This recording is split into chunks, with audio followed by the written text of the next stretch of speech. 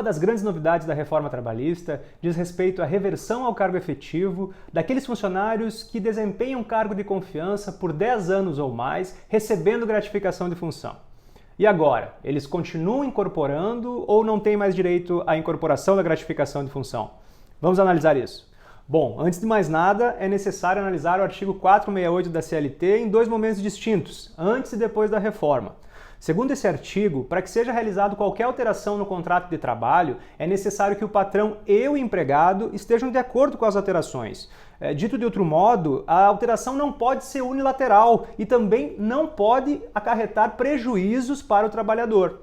Entretanto, o parágrafo 1º desse artigo prevê que quando a empresa retira o cargo de confiança do seu funcionário e o reconduz ao cargo efetivo, não é considerado alteração unilateral.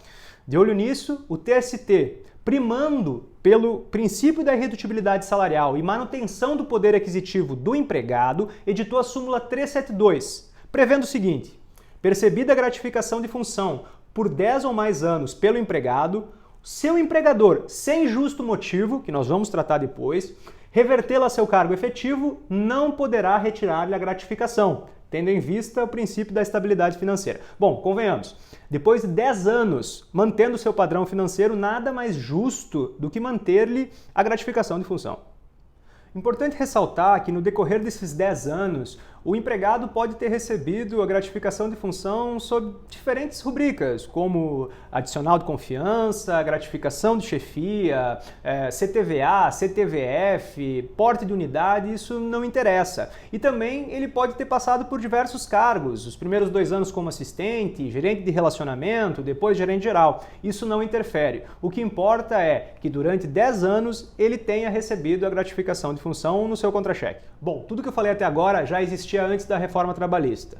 Porém, em novembro de 2017, momento da reforma trabalhista, foi incluído o parágrafo 2º no artigo 468.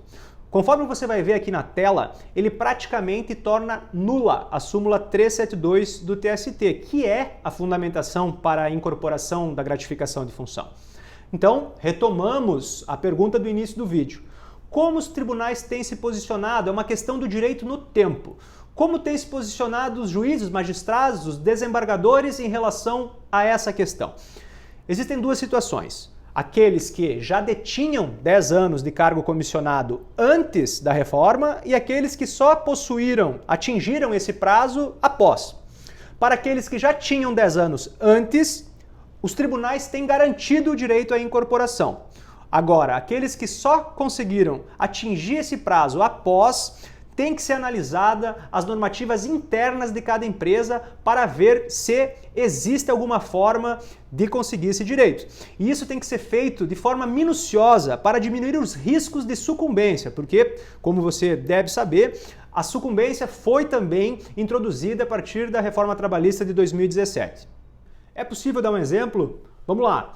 Um bancário que atua numa empresa pública foi admitido nos anos 2000 e em 2006 ele assume como assistente, em 2022 é feita uma reestruturação, ou seja, não há um justo motivo para que haja o descomissionamento e ele é reconduzido ao seu cargo efetivo.